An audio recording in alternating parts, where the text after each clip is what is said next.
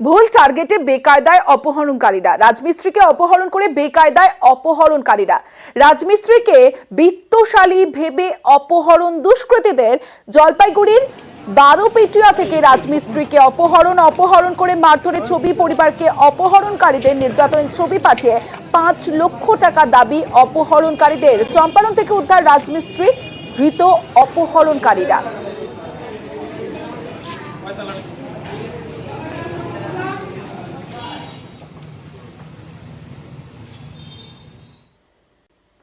এবার গুজবে গণপিটুনির ঘটনায় মাইকিং অশোকনগরে ছেলেধরা সন্দেহে মারধরের ঘটনা। মহিলাকে উদ্ধার করতে গিয়ে গতকাল আক্রান্ত হয় পুলিশকে মারধরের ঘটনায় এখনো পর্যন্ত ধৃত 14 জন। গুজবে কান দিতে বারণ বিধায়ক নারায়ণ গোস্বামীর। পুলিশকে মারধরের ঘটনায় কড়া বার্তা, দোষীদের বিরুদ্ধে ব্যবস্থার আশ্বাস প্রশাসনের। গুজবে কান দেবেন না।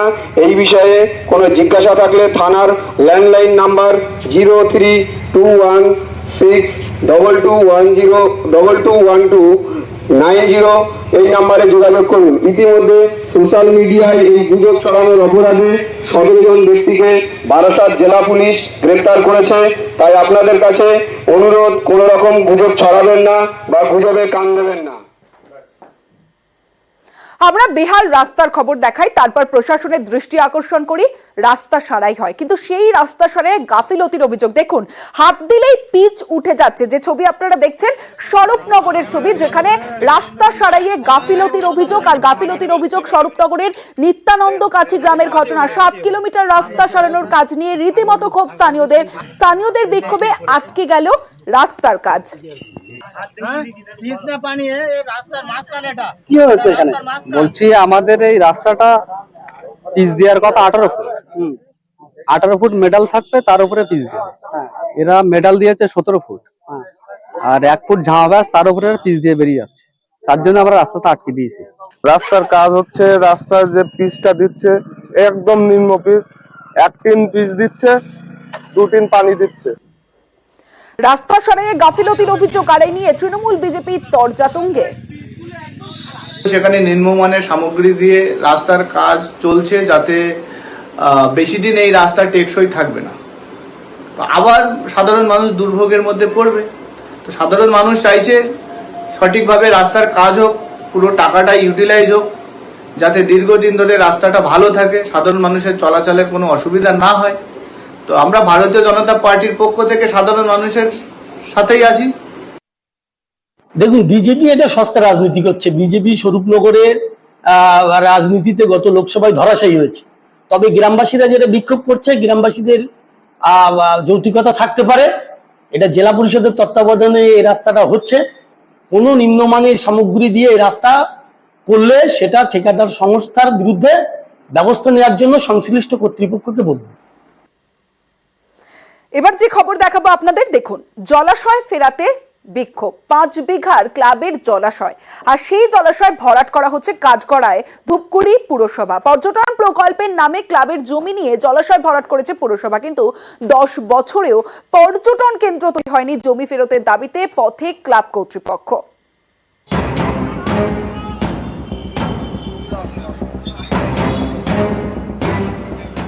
এই যে মাঠ দেখছেন, কয়েক বছর আগে এখানে ছিল জলাশয়, কিন্তু ভরাট হয়ে গেছে। কোনো প্রমোটার বা জমি মাফিয়া নয়, জলাশয় ভরাট করেছে জলপাইগুড়ি ধূপগুড়ি পুরসভা। ধূপগুড়ির দক্ষিণায়ন ক্লাব ইকো ট্যুরিজম পার্ক তৈরি করতে এই ক্লাবের থেকে জমি নেয় ধূপগুড়ি পুরসভা। 10 বছরেও সেই পর্যটন কেন্দ্র তৈরির কাজ শেষ হয়নি, উল্টে বিশাল জলাশয় ভরাট হয়ে গেছে। এবার জমি ফেরত পেতে ময়দানে ক্লাব কর্তৃপক্ষ। শনিবার ক্লাবের সদস্যরা বিক্ষোভ দেখান। উত্তরবঙ্গের একটা স্বনামধন্য দুর্গাপূজা সবাই আসতো দেখতে। এই জলাশয়টাকে ধূপগুড়ি পৌরসভা 2014 সনে আমাদেরকে কথা দিয়ে বাংলা জমি দান করে ইকো ট্যুরিজম পার্ক হবে, কিন্তু জলাশয় রেখে ইকো ট্যুরিজমকে পার্ক করবে। কিন্তু সেই পার্কও হলো না, জলাশয়টা বুঝে ফেললো। আমরা এর প্রতিবাদে আমরা আমাদের জায়গা আমরা ফেরত চাচ্ছি। ক্লাব কর্তৃপক্ষের দাবি, 2014 দক্ষিণায়ন ক্লাবের সঙ্গে চুক্তি হয় ধূপগুড়ি পুরসভার। ঠিক হয়, ক্লাবের জমিতে পর্যটন কেন্দ্র তৈরি করবে পুরসভা। পর্যটন কেন্দ্র থেকে আয়ের 30% পাবে ক্লাব। সেই মতো ধূপগুড়ি পুরসভাকে 7.5 বিঘা জমি দান করা হয়। এর মধ্যে 5 বিঘার জলাশয় ছিল, সেটা ভরাট করেছে পুরসভা। বাকি জায়গার কিছু অংশে নির্মাণ কাজ শুরু হলেও শেষ হয়নি। 2014 চুক্তির পর 10 বছর কেটে গেছে, পর্যটন কেন্দ্র তৈরির কাজ শেষ হয়নি। এবার চুক্তি বাতিলের দাবিতে সরব ক্লাব কর্তৃপক্ষ। যে কন্ডিশনগুলো ছিল তার মধ্যে সবচেয়ে বড় কন্ডিশন ছিল যে যদি তারা ইকো ট্যুরিজম পার্ক করতে না পারে তাহলে জমি ক্লাবকে ফেরত দিতে বাধ্য থাকবে। 10 বছর হয়ে গেল, তারা কাজ শুরু করার পরে খানিকটা কাজ করে কাজ বন্ধ করে দেয়, আর বোর্ড চেঞ্জ হওয়ার পরে আর কোনো কাজ করে না, যার ফলে এখন আমরা আমাদের জায়গা ফেরত পেতে চাই শর্ত অনুযায়ী, যার জন্য আমরা নতুন করে আন্দোলন করছি। পার্কের সিদ্ধান্ত এগ্রিমেন্ট হয়ে ওখানে একটা পার্ক হওয়ার কথা, কিন্তু পরবর্তীতে যেহেতু বোর্ড চেঞ্জ হয়ে গেছে, 5-7 বছর ধরে কাজটা স্থগিত আছে। এখন কাজটা অর্থের জন্য হচ্ছে না। কাজ কি শুরু হয়েছিল? হ্যাঁ, কাজ শুরু হয়ে গেছিলো, কাজের জন্য এস্টিমেট করা হয়েছিল, কাজের জন্য স্যাংশন টাকাও আছে, এখনও টাকা পড়ে আছে, কোনো কারণে নতুন করে কাজটা শুরু করতে পারেনি। পর্যটন প্রকল্প নিয়ে ক্লাব এবং পৌরসভার দ্বন্দ্ব, মুখ খুলতে নারাজ ধূপগুড়ি পৌরসভার প্রশাসক বোর্ডের চেয়ারম্যান। জলপাইগুড়ি ধূপগুড়ি থেকে Rocky Chowdhury, news 18 Bangla. Mangrove দুর্যোগের মুখে প্রকৃতির ঢাল। একাধিক ঘূর্ণিঝড় থেকে কলকাতা সহ দক্ষিণবঙ্গের বিস্তীর্ণ এলাকাকে বাঁচিয়েছে সুন্দরবনের ম্যানগ্রোভ। সেই ম্যানগ্রোভই ধ্বংস করা হচ্ছে। পাথর প্রতিমায় ম্যানগ্রোভ কেটে তৈরি হচ্ছে মাছের ভেড়ি।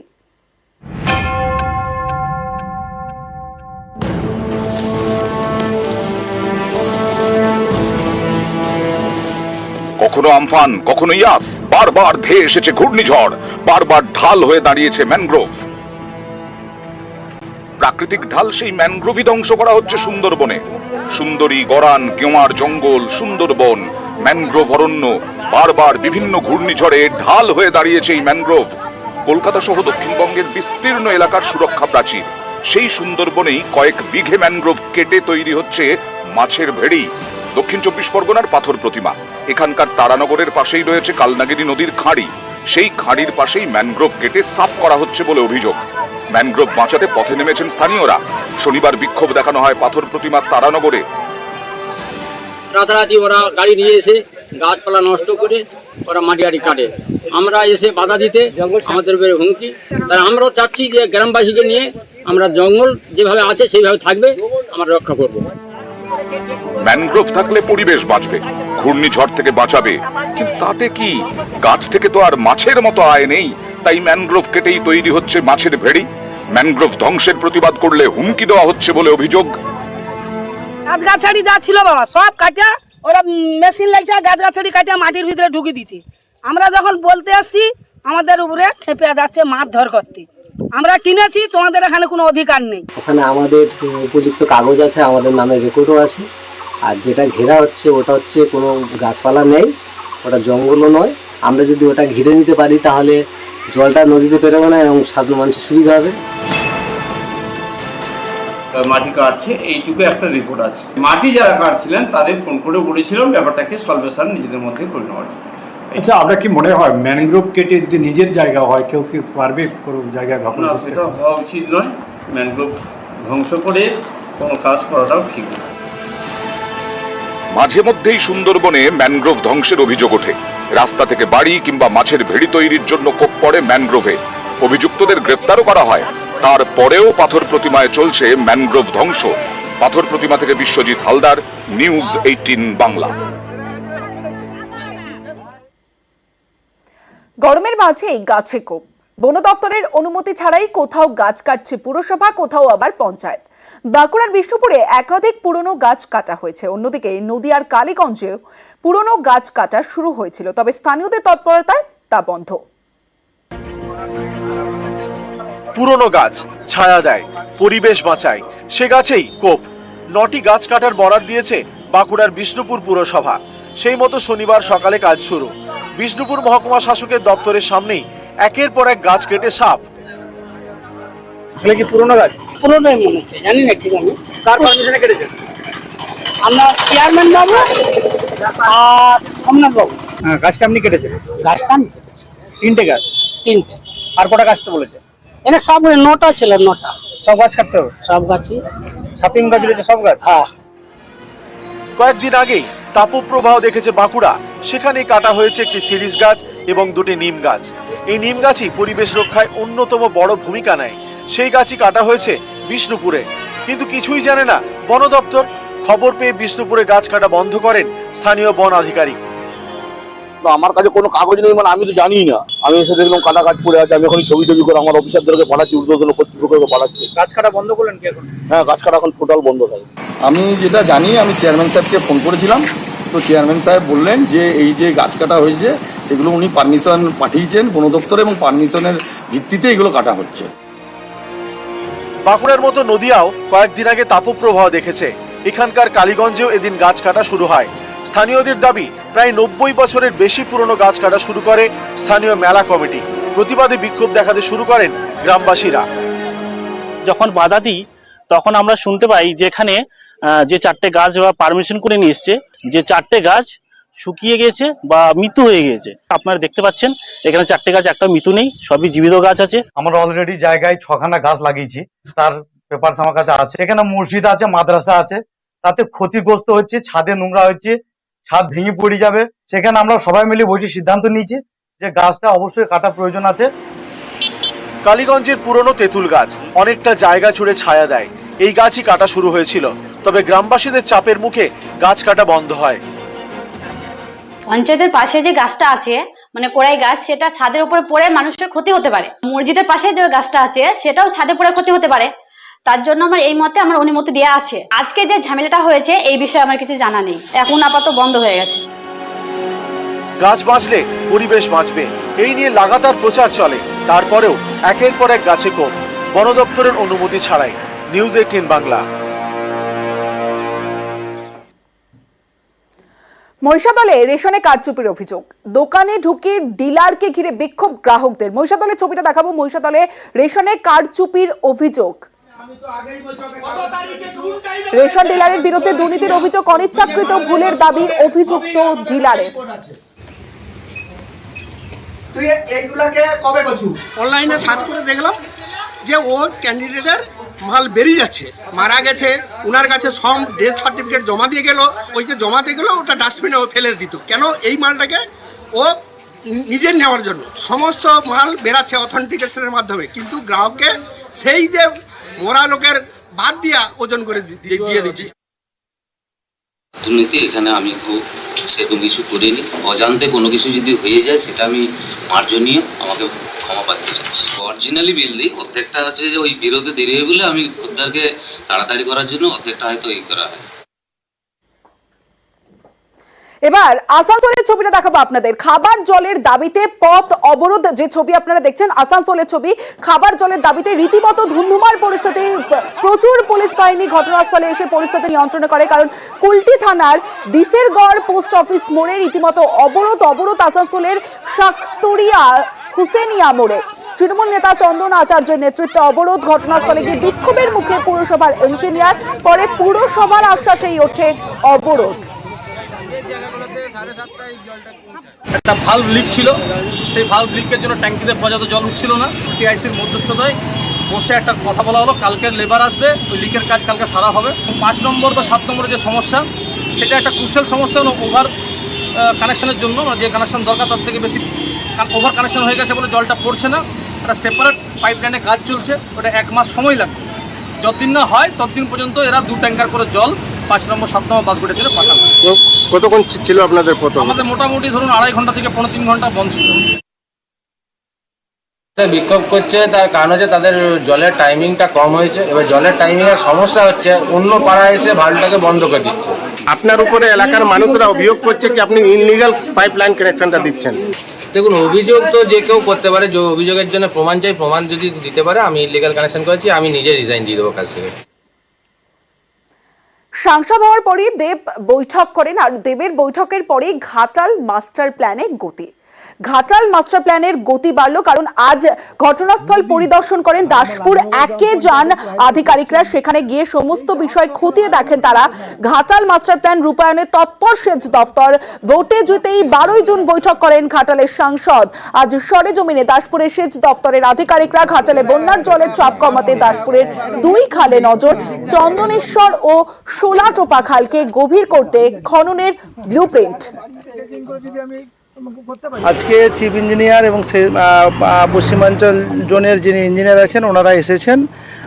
কারণটা হলো যে ঘাটার মাস্টার প্ল্যান, যেটা ভোটের আগে এমপি সাহেব আমাদের দীপক অধিকারী যে কথা দিয়েছিলেন, সেই সঙ্গে মুখ্যমন্ত্রী এবং অভিষেক ব্যানার্জি বলেছিলেন যে ঘাটার মাস্টার প্ল্যান কেন্দ্র টাকা না দিলেও রাজ্য সরকারই এটা বাস্তবায়িত করবে। তারই প্রথম ধাপ হিসাবে আজকে ওনারা এসেছেন এবং সার্ভের প্রক্রিয়া শুরু হবে। জাস্ট ওনারা দেখতে এসেছেন। সকলের উপস্থিতিতেই আমরা খবর নিয়ে দেখছি যে খালটা কোনখান দিয়ে কাটা হবে, কতটা জায়গা আমাদের অধিগ্রহণ করতে হবে এবং কোন কোন এলাকা সরকারি খাস আছে সেখান থেকে নিয়ে যাওয়া যায় কিনা, এবং সেই সঙ্গে কতটা পরিমাণ জায়গা আমাদের শিলাপতিকে রেজিং করতে হবে, সেই ব্যাপারে প্রাথমিক আলোচনা চলছে। তাই আমরা উপস্থিত আছি। আমি আশা করি যে এই প্রাথমিক প্রস্তুতির পরবর্তী পর্যায়ে ফাইনাল যখন প্রস্তুতি হয়ে যাবে তারপরে আমাদের কাজ শুরু হয়ে যাবে। ধীরে ধীরে কাজটা শুরু হলে অন্তত দীর্ঘদিনে যে অভিশাপ বন্যা থেকে আমরা মুক্ত হতে পারবো এই আশা আমরা রাখি। একদিকে যখন উত্তরে প্রবল বৃষ্টি, দক্ষিণে তখন তীব্র গরম। আর এই তীব্র গরমে একদিকে যেমন মানুষের নাভিশ্বাস, অন্যদিকে পাখিদের কথা অনেকেই চিন্তা করেন না হয়তো, কিন্তু এবার পাখিদের তেষ্টা মেটাতে বন দফতরের উদ্যোগ। বন দফতরের বিশেষ উদ্যোগ নেওয়া হলো। এই যে ছবিটা আপনারা দেখছেন, যে ছবি মাটির পাত্র, সেই মাটির পাত্রে পাখিদের জন্য জলের ব্যবস্থা বন দফতরের। ঝালদা রেঞ্জের বিভিন্ন অফিস চত্বরে পাখিদের জন্য এই ব্যবস্থা। পাখিদের জন্য গাছে মাটির পাত্রে রাখা হচ্ছে জল। এই উদ্যোগকে সাধুবাদ জানিয়েছেন স্থানীয়রা। পাখিদের উপকার হবে, আশেপাশে শুকায় গেছে নদী জল, পাখিরা জল খায় বাঁচবে পাত্র টাঙা জলে। আমরা এই বিশেষ উদ্যোগটা যেটা নিয়েছি সেটা হচ্ছে যে বিশেষ করে আমাদের পুরুলিয়া জেলাতে যেহেতু পাখির জীববৈচিত্র্য মানে খুব অসাধারণ, এই যে সমস্ত পাখি আমাদের গোটা পুরুলিয়া জেলায় আছে তারা যাতে সুস্থভাবে থাকে, ঠিকভাবে থাকে, তার জন্য আমরা আমাদের সমস্ত স্টাফ কম্পাউন্ডে মাটির পাত্রে জল রেখেছি, যাতে সেখানে এই সমস্ত পাখিরা এসে জলপান করতে পারে বা তাদের মতো করে তারা কিছুটা জলের যে শীতলতা সেটা অনুভব করতে পারে।